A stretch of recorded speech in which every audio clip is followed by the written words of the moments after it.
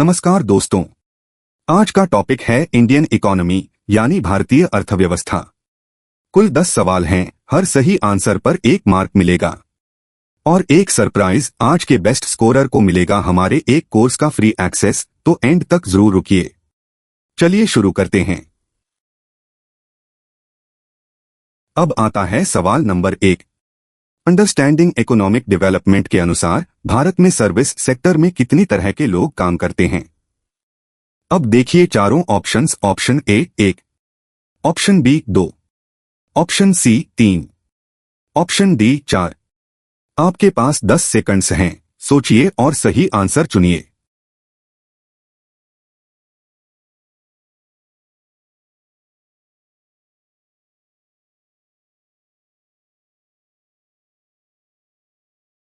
तो इसका correct answer है ऑप्शन बी यानी 2। अब इसे समझते हैं। चैप्टर के अनुसार इंडिया का सर्विस सेक्टर 2 तरह के लोगों को एम्प्लॉय करता है, वेल पेड ऑर्गेनाइज्ड जॉब्स वाले और लो पेड अनऑर्गेनाइज्ड वर्क वाले। तो याद रखिए ये पॉइंट। सवाल नंबर 2 ध्यान से सुनिए। मैक्रो इकोनॉमिक्स के नेशनल इनकम अकाउंटिंग चैप्टर के अनुसार हर कमोडिटीज का प्रोड्यूसर क्या करना चाहता है? अब देखिए चारों ऑप्शंस। ऑप्शन ए आउटपुट को इंडेफिनेटली स्टोर करना, ऑप्शन बी आउटपुट मुफ्त बांटना, ऑप्शन सी अपना आउटपुट बेचना, ऑप्शन डी आउटपुट केवल पर्सनल यूज में लाना। आपके पास 10 सेकंड्स हैं, सोचिए और सही आंसर चुनिए।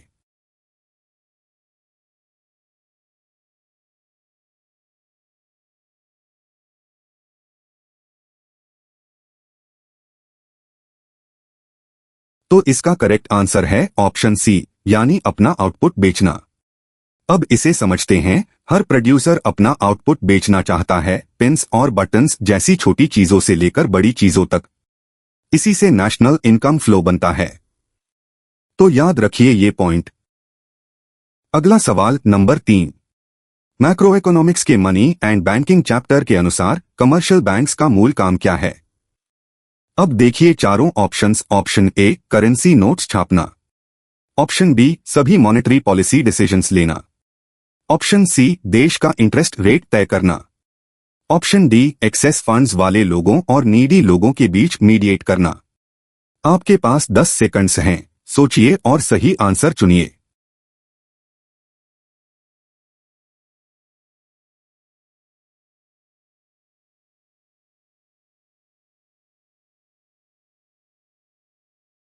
तो इसका करेक्ट आंसर है ऑप्शन डी यानी एक्सेस फंड्स वाले लोगों और नीडी लोगों के बीच मीडिएट करना। अब इसे समझते हैं। कमर्शियल बैंक्स एक्सेस फंड्स वाले इंडिविजुअल्स, फर्म्स और नीडी लोगों के बीच मीडिएट करते हैं। चैप्टर में लाला वाली एनालॉजी से मनी क्रिएशन समझाया गया है। तो याद रखिए ये पॉइंट। देखिए सवाल नंबर 4। इंडियन इकोनॉमिक डेवलपमेंट के अनुसार मॉडर्न एग्रीकल्चर इंश्योरेंस और बैंकिंग पर क्यों निर्भर है? अब देखिए चारों ऑप्शंस। ऑप्शन ए बहुत बड़े स्केल पर ऑपरेट करने के लिए, ऑप्शन बी मशीन्स अवॉइड करने के लिए, ऑप्शन सी एक विलेज तक सीमित रहने के लिए, ऑप्शन डी ह्यूमन लेबर को पूरी तरह रिप्लेस करने के लिए। आपके पास 10 सेकंड्स हैं, सोचिए और सही आंसर चुनिए। और हाँ, अब तक आपने कितने आउट ऑफ 4 सही किए कमेंट सेक्शन में जरूर बताइए।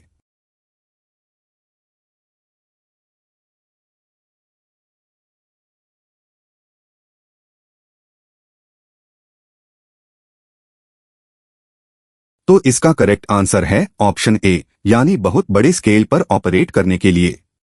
अब इसे समझते हैं। Modern agriculture seeds, pesticides, fertilizers और प्रोड्यूस के लार्ज स्केल स्पीडी ट्रांसपोर्ट पर निर्भर है और बहुत बड़े स्केल पर ऑपरेट करने के लिए इंश्योरेंस और बैंकिंग पर डिपेंड है।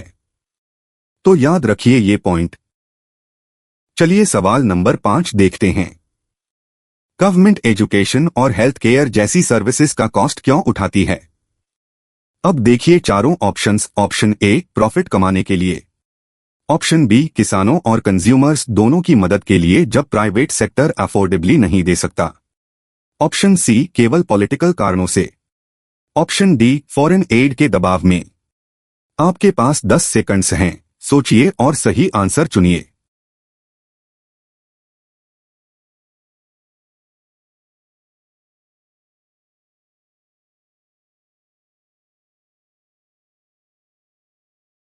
तो इसका करेक्ट आंसर है ऑप्शन बी, यानी किसानों और कंज्यूमर्स दोनों की मदद के लिए जब प्राइवेट सेक्टर अफोर्डेबली नहीं दे सकता। अब इसे समझते हैं। प्राइवेट सेक्टर कई यूजर्स से पैसे कलेक्ट नहीं कर पाता और हाई रेट्स चार्ज करता, गवर्नमेंट कॉस्ट का कुछ हिस्सा खुद उठाती है, फार्मर्स और कंज्यूमर्स दोनों को सपोर्ट करती है। तो याद रखिए ये पॉइंट। अब आता है सवाल नंबर 6। माइक्रो इकोनॉमिक्स के कंज्यूमर बिहेवियर चैप्टर के अनुसार हर सोसाइटी को क्या निर्णय लेना होता है। अब देखिए चारों ऑप्शंस। ऑप्शन ए, कौन सा फ्लैग उपयोग करें। ऑप्शन बी, कौन लीडर्स होंगे। ऑप्शन सी, क्या प्रोड्यूस हो और कितनी क्वांटिटी में। ऑप्शन डी, कौन सी भाषाएं पढ़ाई जाए। आपके पास 10 सेकंड्स हैं, सोचिए और सही आंसर चुनिए।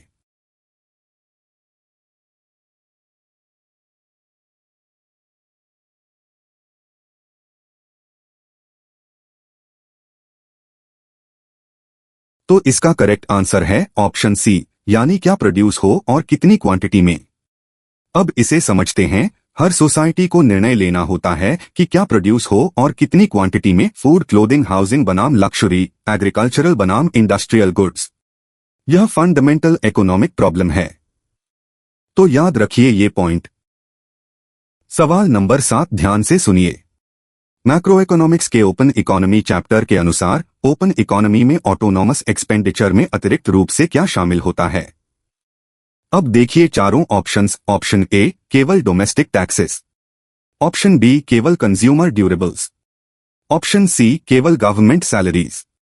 ऑप्शन डी, एक्सपोर्ट्स का लेवल और ऑटोनॉमस इंपोर्ट्स का कंपोनेंट। आपके पास 10 सेकंड्स हैं, सोचिए और सही आंसर चुनिए।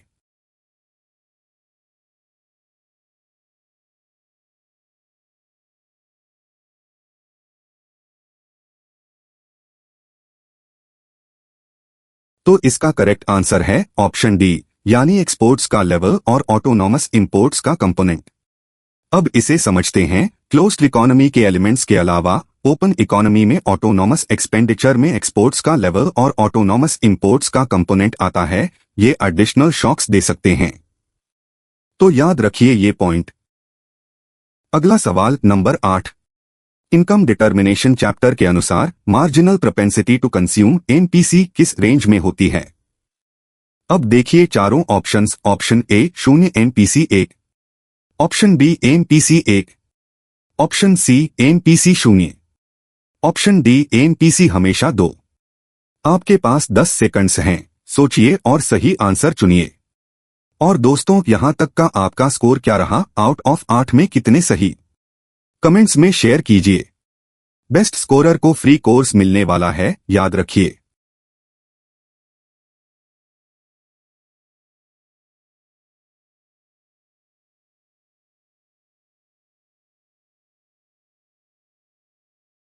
तो इसका करेक्ट आंसर है ऑप्शन ए, यानी 0 एमपीसी 1। अब इसे समझते हैं। कंज्यूमर्स कंजम्पशन नहीं बढ़ाते, एमपीसी 0 पूरी इनकम चेंज कंजम्पशन में लाते हैं। एमपीसी 1 या कुछ हिस्सा 0 एमपीसी 1, इसलिए एमपीसी 0 से 1 के बीच होती है। तो याद रखिए ये पॉइंट। देखिए सवाल नंबर 9। माइक्रो इकोनॉमिक्स के नॉन कॉम्पिटिटिव मार्केट्स चैप्टर के अनुसार राशनिंग के साथ प्राइस सीलिंग आमतौर पर कंज्यूमर्स को क्या करने पर मजबूर करती है। अब देखिए चारों ऑप्शंस। ऑप्शन ए, मार्केट प्राइस का डबल मुक्त रूप से देना। ऑप्शन बी, रेशन शॉप्स पर लॉन्ग क्यूज में खड़े होना और कई अनसैटिस्फाइड रहना। ऑप्शन सी, अनलिमिटेड क्वांटिटीज खरीदना। ऑप्शन डी, अपनी एंटाइटलमेंट्स गवर्नमेंट को बेचना। आपके पास 10 सेकंड्स हैं, सोचिए और सही आंसर चुनिए।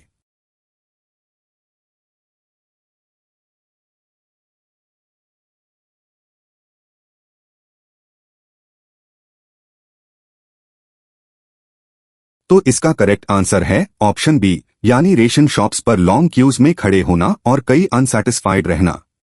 अब इसे समझते हैं। राशनिंग के साथ प्राइस सीलिंग के एडवर्स कॉन्सिक्वेंसेस। ए, कंज्यूमर्स लॉन्ग क्यूज में खड़े होते हैं। बी, सभी कंज्यूमर्स को रेशन शॉप्स से पर्याप्त मात्रा नहीं मिलती। तो याद रखिए ये पॉइंट। चलिए सवाल नंबर 10 देखते हैं। मोनोटोनिक प्रेफरेंसेस में X1, X2 और Y1, Y2 बंडल्स में से X1, X2 कब प्रेफर किया जाता है। अब देखिए चारों ऑप्शंस। ऑप्शन ए, यदि x1 x2 में दोनों गुड्स कम हैं। ऑप्शन बी, केवल यदि प्राइसेस बराबर हों। ऑप्शन सी, केवल यदि दोनों बंडल्स सेम हों। ऑप्शन डी, यदि x1 x2 में कम से कम एक गुड ज्यादा हो और दूसरा कम न हो y1 y2 के मुकाबले। आपके पास 10 सेकंड्स हैं, सोचिए और सही आंसर चुनिए।